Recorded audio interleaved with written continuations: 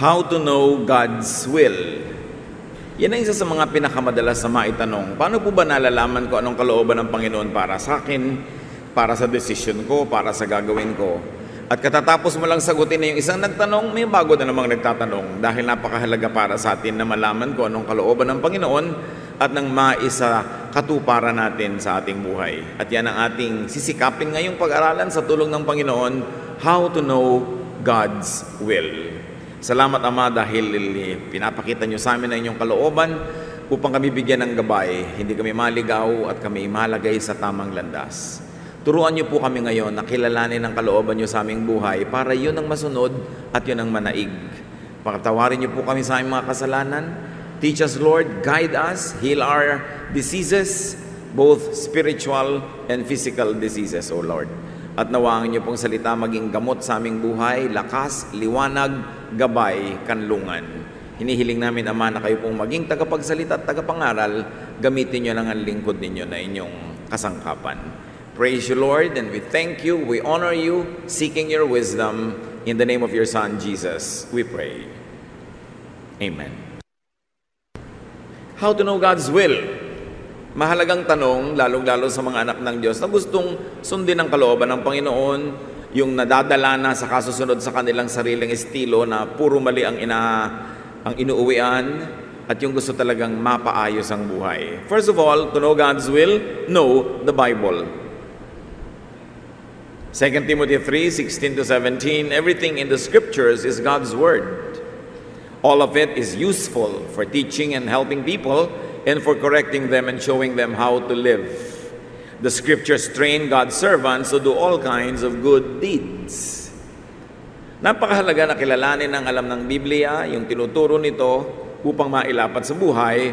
But remember this, although scripture is God-breathed and inspired, we must contextualize. Every word is God's word, but not every word is for you, for your situation right now. Hindi ko mo tama para kay Noah noon ay tama sa iyo ngayon. Hindi ko mo angkop sa mga babaeng taga-Korinto noon ay angkop sa iyo ngayon. Hindi ko mo ipinagawa sa mga pari noong unang panahon ay ipinapagawa sa iyo ngayon. Kaya hindi lang mahalaga na malaman ang laman ng Biblia, kundi malaman din ang konteksto, yung background, bakit ito itinuro, bakit ito ipinagagawa, at kailangan ibinabagay sa ating panahon. God's word is inspired, instructive, even but in its context, to the specific recipient. Huwag natin kakalimutan na bagamat mayroong universal application ng mga katuruan sa Biblia, meron siyang original na nagsulat o nagsalita at nangaral, at may mga original na tumanggap nito, at ang tunay na mensahe ay para doon sa mga original na nakinig. Ngayon, pwede tayong makisalo, pwede nating i-apply sa buhay natin kung ang kalagayan natin ngayon ay katulad sa diwa at spirito ng kalagayan ng mga unang nakatanggap ng mga katuruan. Hindi basta-basta kapupulot ng katuruan sa Biblia na sinabi 1,000 taon na sa isang pamilya o isang grupo o isang bansa at i-apply mo sa buhay mo nang hindi pinag-aaralan kung magkapareho ba ng kanyang konteksto o kalalagyan. So God's word is very correct in its specific time and circumstance, and the danger is in misapplying a teaching or a command that was not meant for you or for your situation. Situational ang mga turo dyan, talagang lalong-lalo yung mga letters, mga epistles. Meron talagang problema yung church na yun, may taong involved, sinasabihan nung sumulat kung anong dapat gawin, at hindi pwedeng basta i-apply mo na lang sa buhay mo ngayon yun. Kailangan tinitingnan mo, pareho ba ang kalagayan namin? Pareho ba yung espiritu o diwa ng problema para ma-apply ko itong diwa ng solusyon na ito? Reading and interpreting or applying verses out of context is the most common source of needless suffering from the Bible. Marami mga tao nagdurusa ng hindi naman dapat kasi ang sinusunod ay utos na hindi naman sa kanya nakaukol. Marami rin ang mga nabibigo na tanggapin ang kanilang mga inaangkin na pangako ng Diyos kasi hindi naman sa kanila ipinangako, inaangkin nila. It is important to be guided by the Spirit to know when you will claim a promise, a specific promise given to specific people at specific contexts. It takes the Spirit to guide you kung pwede mo na i-claim yun ngayon. So there are such things as specific instructions and teachings, and there are those that though are specific could be universalized to be applied in many other situations. But a blind application of every verse to everyone, everywhere, every time could lead to needless suffering. It could lead to needless restriction and strife, needless struggle, and needless work. So we must read the Bible also as literature. Though we take it literally as the Word of God, the Bible also has its literary context. So marami diyang metaphors and symbolisms. Maraming talinghaga sa Biblia na hindi mo pwedeng literally i-apply mo sa iyong buhay. It is erroneous to insist on a literal reading always. Sabi ng Psalm 119, 105, "Your word is a lamp that gives light wherever I walk." Liwanag daw ang salita sa Biblia na nagbibigay liwanag kung saan man tayo naglalakad. Yung pa lang, simbolo na, metaphor, talinghaga na. Nakakita na ba kayo ng taong naglalakad sa dilim, binubuksan yung Biblia para lumiwanag yung dadaanan niya? That's a very literal reading that your word is a lamp unto my feet. So that already tells us na maraming reading, metaphorical, poetic, symbolic. Hindi pwedeng literal lahat ang basa natin. Kailangan marunong ka ng literature. Nakikita mo, symbolic ito. And out of this symbol, I can make this universal reading and application. Kaya marami pong nagdurusa dahil sa pagiging relihiyoso, dahil yung pagbabasa nila kuminsan ay hindi tugma sa kanilang pangangailangan at katotohanan, nagdurusa tuloy sila. How to know God's will? Know natural law. God is the author and designer of nature. Sino pa ba ang lumikha ng langit at ng lupa, di ba't ang Diyos? Kaya't makikita mo sa mga patakaran, sa mga batas ng kalikasan, yung karakter ng Diyos na lumikha nito. Colossians 1:16, "Everything was created by Him, everything in heaven and on earth. Everything seen and unseen, including all forces and powers, and all rulers and authorities. All things were created by God's Son, and everything was made for Him." So lahat ng nakikita natin sa paligid, sa kalikasan, liban na lang yung winasak, pinilipit at sinira ng tao, lahat ng nakikita natin sa paligid, Diyos ang may likha. And the challenge now is to see, ito bang nakikita ko ngayon ay yung nilikha ng Diyos o yung natira na lang matapos wasakin o pilipitin ng tao? But understanding nature and natural law is a great way to understand God. Romans 1:20, God's eternal power and character cannot be seen. But from the beginning of creation, God has shown what these are like by all He has made. 1 Timothy 4:4, everything God created is good, and may we add, in its context.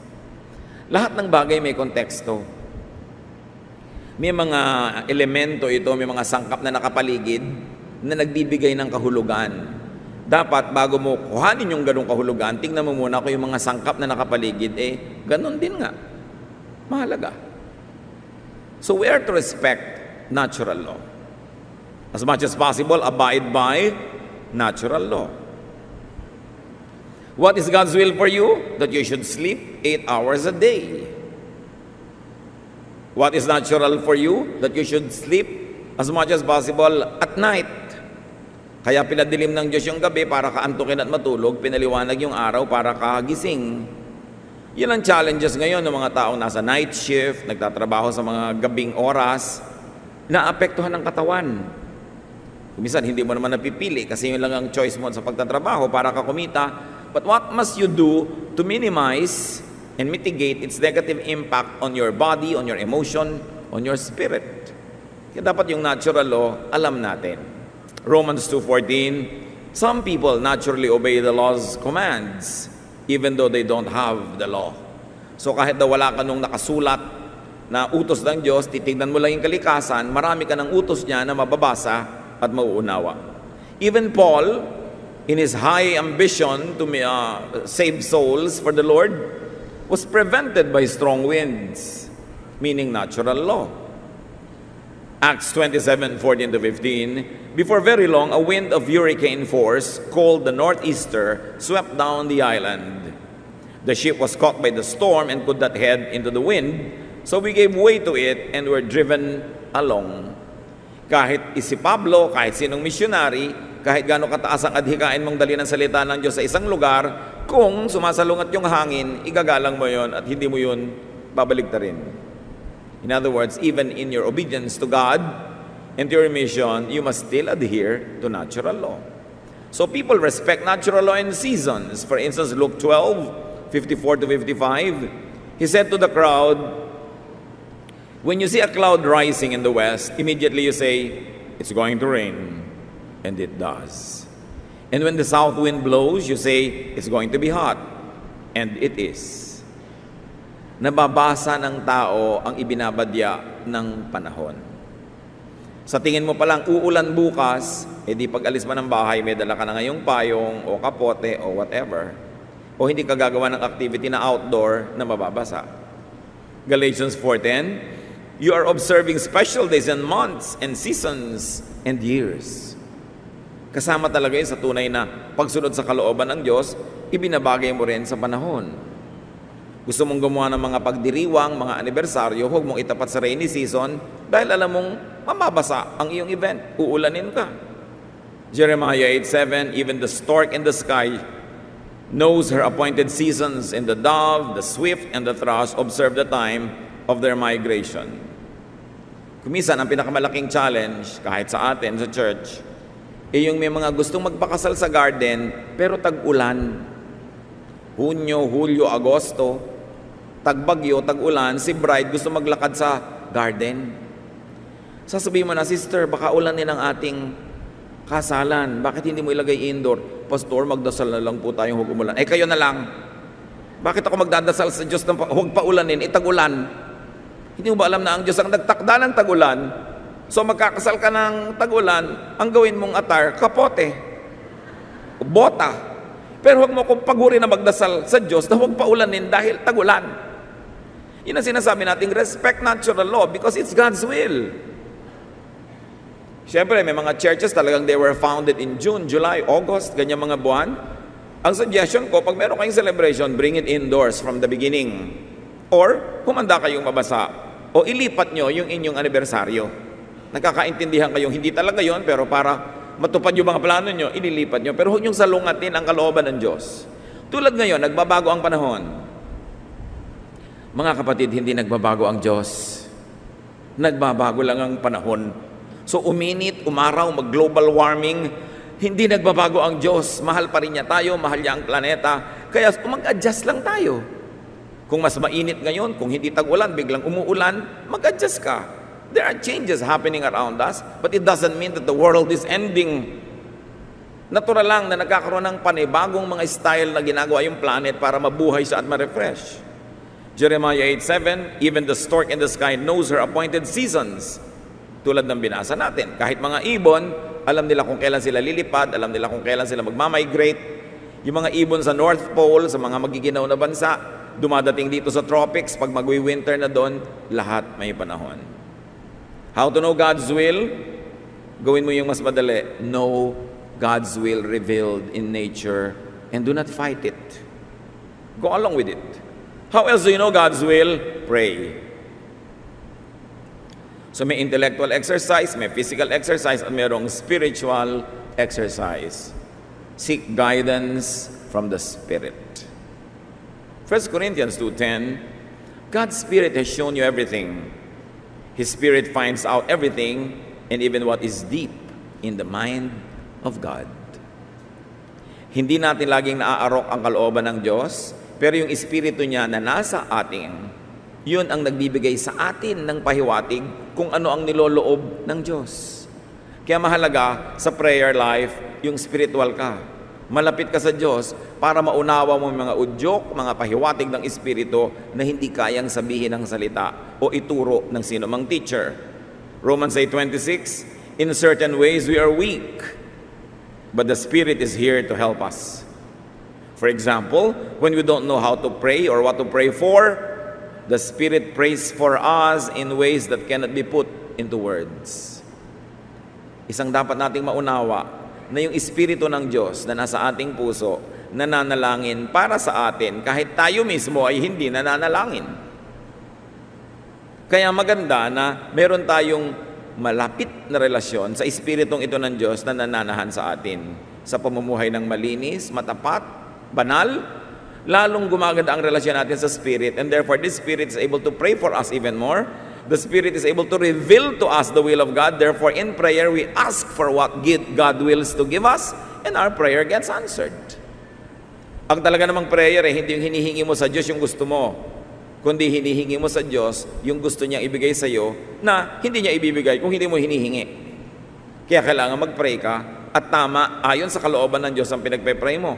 So, kilala mo ang Diyos through nature, therefore you don't ask for things against what is natural law. Unless you are asking for a miracle, ano ba, healing ng isang taong sobrang may sakit, that is going against natural law. There are examples in the Bible that allow us to pray along that line.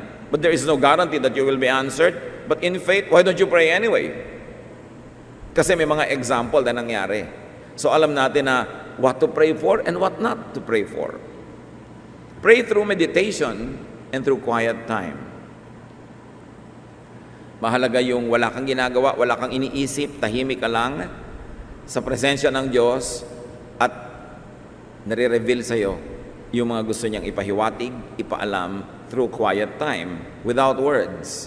Yung iba naman, may babasahing scripture, pag-aaralan, may notebook pa, may guide pa, tapos isasara na, tapos na daw yung quiet time.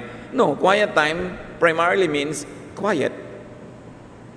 Wala kang kausap, wala kang binabasa, nananahimik ka lang, merong space for the Spirit of God to be able to speak to you. Wala kang agenda, wala kang listahan ng gagawin. So iba naman yung daily Bible reading, iba naman yung devotion, pero yung quiet time, quiet ka lang talaga dapat.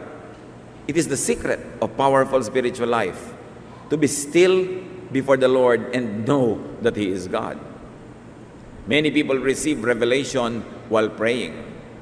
Katulad ni Cornelius sa Acts 10:1-4, sa oras ng kanyang pananalangin, dinalaw siya ng anghel at tinuruan ng mga kalooban ng Diyos para sa kanya. How else do you know God's will? Get godly and wise counsel. Pwede kang kausapin ng Diyos sa pamamagitan ng Biblia, sa pamamagitan ng kalikasan, sa pamamagitan ng panalangin, at pwede ka rin kausapin ng Diyos sa pamamagitan ng payo ng mga makadiyos na tao. From the spiritual and the religious, God can speak to you. Pero hindi lang sa mga relihiyoso. God can also speak to you from the intellectually wise. Why? Because all good things come from above. Even the knowledge of people who are not religious come from God. Kasi lahat ng karunungan na mabuti ay galing sa Kanya. And you can get counsel even from the street smart. Yung magaling sa practical na bagay, kahit hindi magaling sa teorya, hindi gaano nakapag-aral, walang masyadong mga matataas na mga philosophies, pero magaling sa practical na bagay, lalo naman pwede ka rin kausapin ng Diyos. Because streetwise people are the closest to nature and from the source of natural intelligence.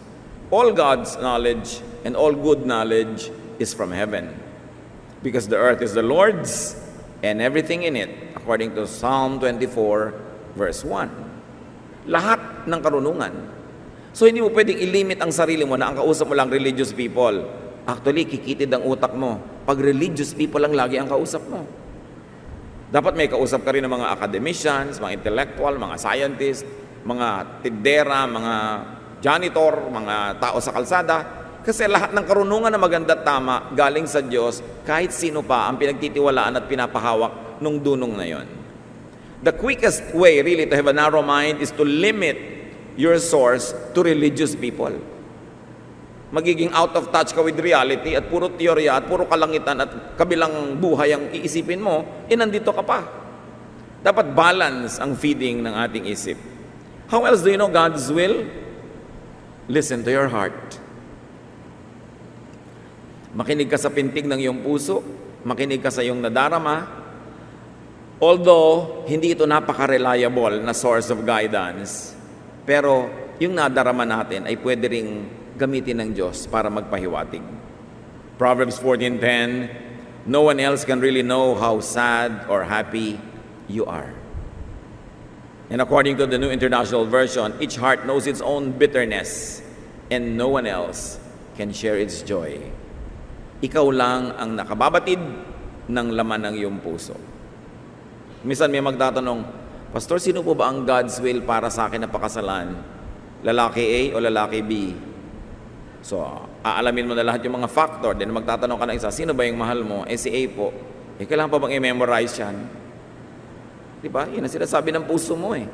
Maliban na lang na may iba pa tayong pinag-usapan na si A pala ay walang ambisyon, si A pala ay babaero, si A pala ay ganito, then makinig ka na lang sa utak mo, makinig ka sa law of nature. Ang mga ninuno ba nitong si A ay ganito o si B, ay naku, genetically, lugi ka dyan kung lahi ng mga lasenggo, di ba? Chances are, magiging ganun din siya kung hindi niya lalabanan yung natural, which is really hard to fight. So tinitingnan mo yung law of nature, yung intelligence mo, and then you listen to your heart. Filter out, however, personal agenda. Pagka humihingi ka ng guidance at nakinig ka lang sa iyong sariling damdamin, dapat ina-identify mo, sobra ko lang ito kasing gusto. Hindi ako dapat magpadala sobra sa damdamin ko dahil dadayain ako ng damdamin ko na ito. Kaya sabi sa Psalm 139:24, see if there is any offensive way in me and lead me in the way everlasting. Suriin niyo po ako, Diyos. Tingnan niyo kung mayroong dapat tanggalin sa pag-iisip ko, sa damdamin ko, sa gusto ko, at nang ang matupad ko yung inyong sariling kaparaanan. Pero kahit naman tayo ay nagsusuri ng mga sarili nating gusto at pinagsususpetsahan muna natin bago natin pagtiwalaan yung ating emosyon, do not always deny yourself, your nature or your desire, because you were wonderfully made and you were created to be you. You cannot be your auntie, you cannot be your uncle, you cannot be your mother. You are you. And you're a unique person. You must give space to your uniqueness even in your decision making. Ecclesiastes 11:9, be cheerful and enjoy life while you are young. Do what you want and find pleasure in what you see. Then may babala, tiyakin mo lang at alalahanin mong huhusgahan ka ng Diyos sa bawat mong ginagawa. Hindi panakot, paalala lang na sige, gawin mong gusto mo. Kaya lang kung makakalimutan na mayroong gusto ang Diyos at kung alam na alam mong kontra naman yan, edi Diyos na lang ang sundin mo. Pero ipinapakita sa atin na yung gusto mo gawin mo habang bata ka. Ang buhay ang dali-daling mabawi. Ang tao ang dali-daling tumanda. Pero kailangan siguro above 45 or 50 na kayo bago nyo ma-realize na ganun pala yun, ang bilis tumanda ng tao. So ang mahalaga habang bata ka, gawin mo yung mga bagay na bata lang at katawang bata at isip bata lang ang makakagawa. At payagan natin yung mga bata na maging bata. Huwag natin silang expect na magmukhang matanda, asal matanda, kilos matanda, dahil bata sila. Bibigyan lang natin ng guidance, bibigyan natin ng mga hangganan ng pwede nilang gawin na maaaring sa kabataan na hindi nila alam na masama. But we allow young people to be young. We allow children to be children. Because you have a lot of time to be old. But you have only a very short time to be young. Hindi rin dapat na wawaldas, nasasayang yung pagiging bata. Na ang bata ka pa, naka-fast forward ka na sa parang matanda. Yung hindi ka lumalabas, hindi ka nagsasaya, para bang 90 years old ka na. You have a lot of time for that. But we must live life the way God wants it lived. Bakit ba binibigyan ng Diyos, again, natural law, ng sobrang energy yung mga young people? For them to be energetic. For them to do energetic things. Tapos pipigilin mo ng pipigilin. It's against nature. Marami po mga religious activities and religious thought kontra sa nature. Pinipilit mo maging bata ang matanda ang bata, pinipilit mong wag nilang gawin ng mga natural lang ginagawa ng mga bata.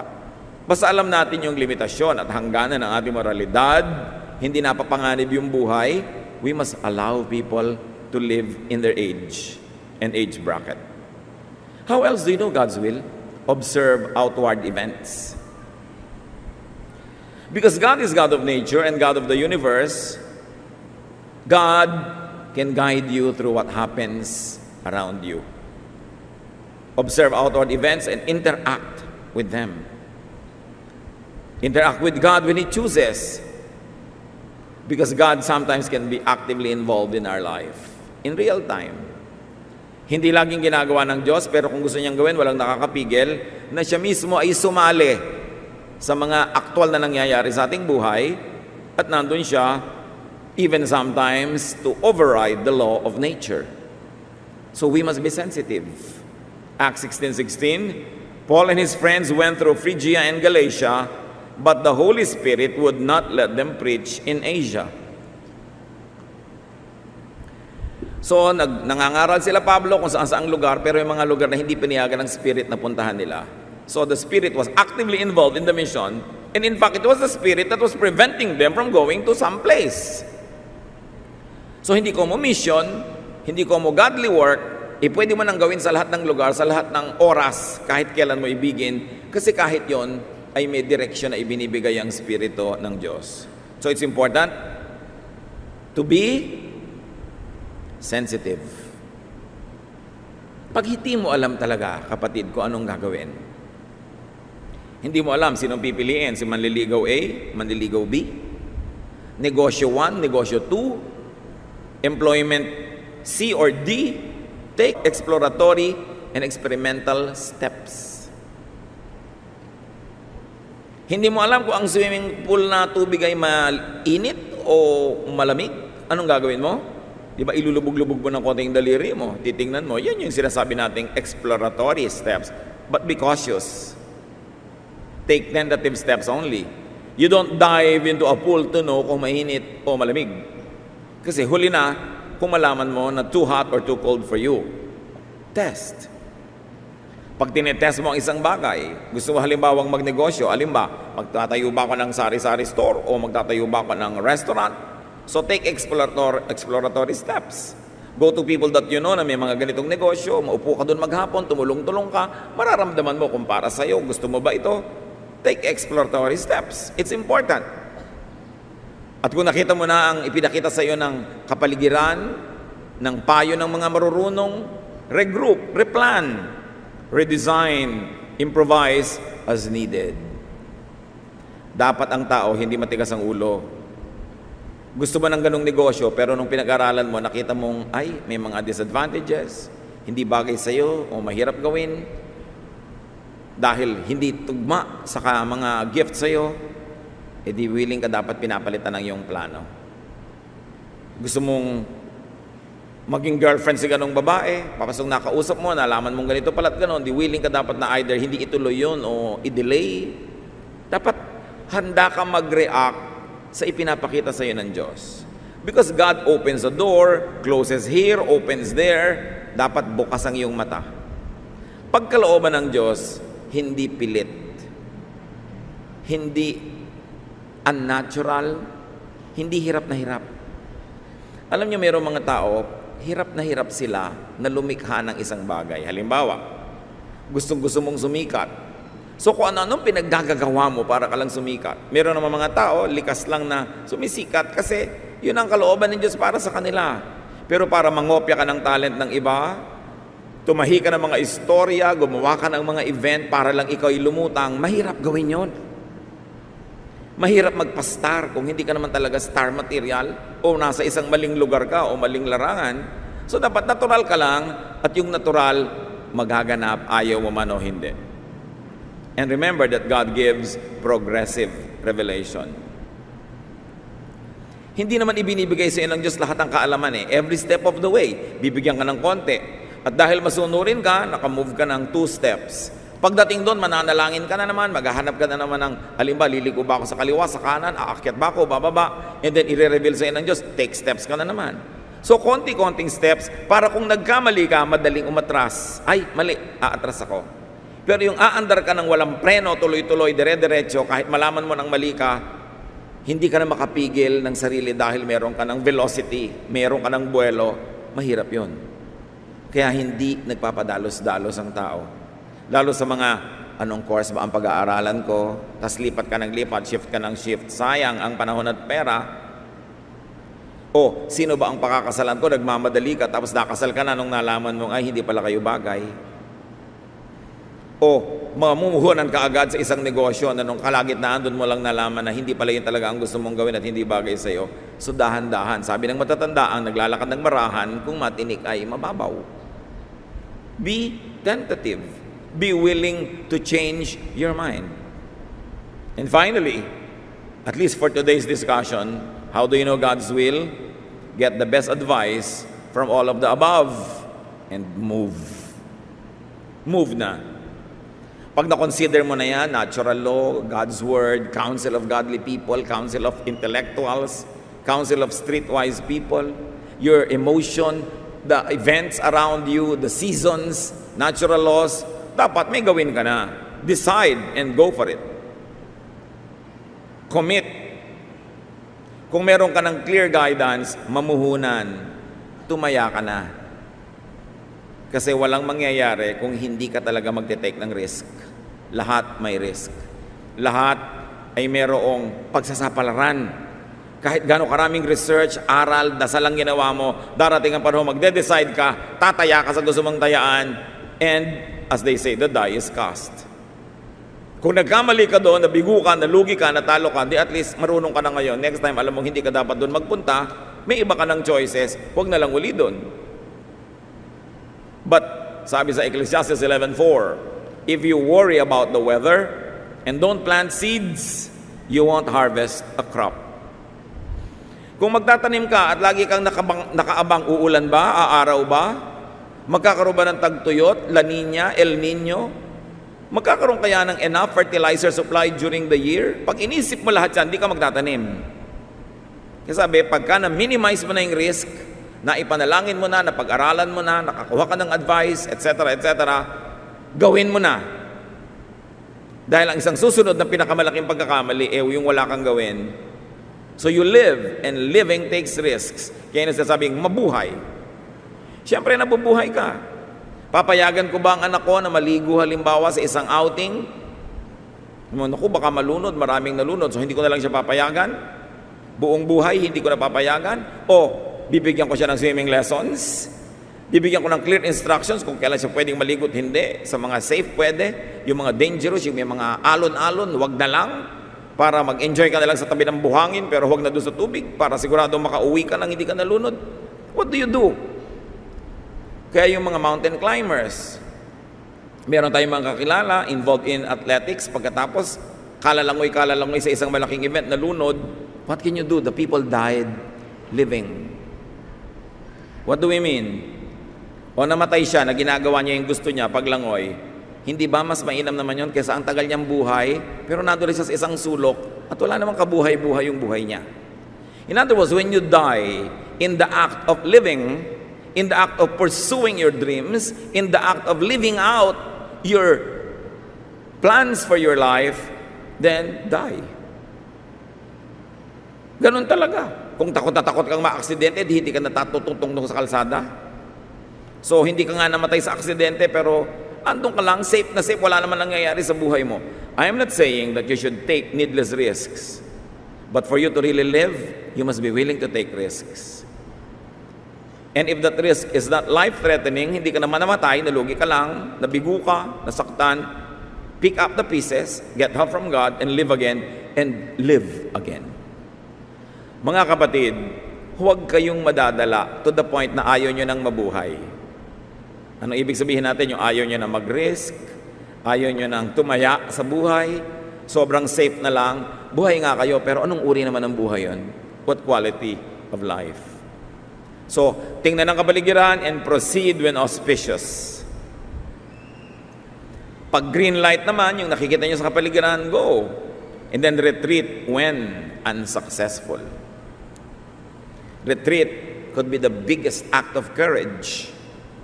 Kung alam nyong talo dito, walang mangyayari, atras. Kesa magtapang-tapangan ka, tuloy-tuloy ka sa alam mong matatalo ka rin lang, so atras. Kahit nakantsawan ka nung iba. Sasabihin pa rin ba, no, sabi ko sa iyo, so, tama ka, o din-approve na nating tama ka. Ngayon alam ko na rin. Then next time, hihingin ko ulit ang advice mo. Yung iba kasi pag napapasubo, kahit alam na nilang talo, tuloy pa rin. No. Use your brain. And that is respecting natural law because God gave you intelligence. So pagka nagkasira-sira, ulitan, sabi nga nila sinasabi sa teatro, begin from the top. Simula ulit. Umpisa na naman. Life is long enough for you to have many chances and many cracks at what you really like in life. But trying and failing is better than failing to try. Mabuti pang sumubok at nabigo. Pero kesa naman sa hindi ka sumubok man lang, yun ang tunay at malaking kabiguan. So how do you know God's will? Know God's will in advance. Dapat advance. By knowing God's Word, God's dealings with others, the lessons of the past. Pagka tiningnan mo na ano ba ang God's will para sa isang lalaking maraming asawa, alam mo agad, tingnan mo lang yung mga lolo mo na ginawa yun, tingnan mo yung mga tiyo mo, mga kapitbahay nyo, ang gulo-gulo ng buhay, away-away. So alam mo, ang God's will for that is don't do it. So alam mo na, you know it in advance, huwag mo nang gawin. Mga kapatid, ang mga kapintasan ng ating mga pamilya, madalas genetic, kasabay din nun, conditional and conditioning, kasi pinalaki ka sa ganung uri ng climate, nagiging ganun ka.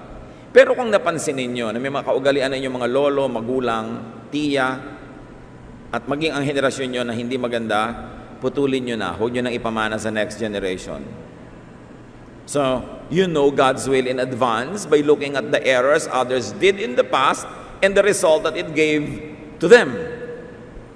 You also know God's will in the process, while you're actually living life and observing causes and effects. But you can also know God's will in retrospect by reviewing your past errors, and then you learn from it. So timeless ang pag-aaral, advance, present, future, paikot-ikot, but what's important is to learn. It is God's will that you enjoy life, that you live life to the fullest.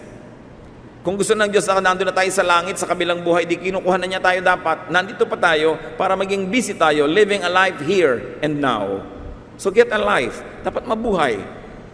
And when you are in doubt about God's will, refer to the 7 principles that we have studied and add more as you learn from other people, from other sources. But the important thing is this: to move, to try, retreat when it doesn't work, move forward when it works, and if it's all wrong, begin from the beginning.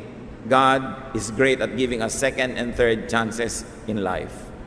At kung gusto nating mabuhay tayo at magkaroon ng maraming chances, ibigay din natin sa kapwa yon. Let's not deny people around us the second and the third crack at happiness. Nagkamali, kailangan magka-chance uli para sumaya siya. Kasi minsan lang mabuhay ang tao sa mundo. Kailangan we get the most out of life, we give the most to God and to fellow men. You minimize sorrow and pain, you maximize your good deeds, and then of course, you are ready to meet your God. But the important thing is to move according to God's will. The specifics of God's will is not always revealed, but the general direction is available to everybody who will pray, who will study, and who will think. Dear God, we thank you that we are surrounded by many examples, both negative and positive, both good and bad. Marami na kaming napanood na buhay na mali. Marami na rin kaming nakitang tama. Nakabukas naman na yung salita, ang Biblia, na pwede namin pag-aralan. Binibigyan mo kami ng talino para mag-isip. Pinadadalhan mo kami ng mga taong tumutulong sa aming mag-isip sa pagbibigay nila ng mga katuruan, aral, mga payo. Pinapakita mo rin sa amin ang nangyayari sa paligid, sa kalikasan, sa mga resulta ng pinagagagawa namin. O Lord, turuan niyo po kami na maging teachable, maging sensitive, at magawa namin ang mga dapat gawin. At na ang mga pasya namin ay tama, hindi kami laging paulit-ulit sa mali, bagamat nagkakamali, pero natututo, and we rise up as better people. Panginoon, nawa, sino man sa mga kapatid ngayon ang mayroong mahalagang pasyang dapat gawin, ituro mo, Panginoon, ang mga prinsipyong ito para lumaki yung pagkakataong tama ang magawa at lumiit yung pagkakataong mali ang maging pasya. Sino man sa amin ang gagawa ng pasya, maliit at malaki, sa lalong madaling panahon, teach us, Lord, to apply these principles so we can maximize our happiness, our spirituality and fruitfulness, and minimize our sorrows, and minimize the damage that we inflict on other people. Mga kapatid, sa patuloy natin pagyuko sa presensya ng Diyos, pagbulay-bulayan ng mga prinsipyong ito, i-apply sa ating buhay at humingi tayo ng karunungan sa Diyos na maging tama ang mga pasya, tama ang mga hakbang para huwag maaksaya ang panahon at ang ating emosyon. Dear God, continue to guide your people that we will be living in the center of your will. We will move when you tell us to move, and we stop when you want us to stop. Lead us, make us sensitive to your will. Let's continue to silently listen to God's voice so that we will be guided in making decisions.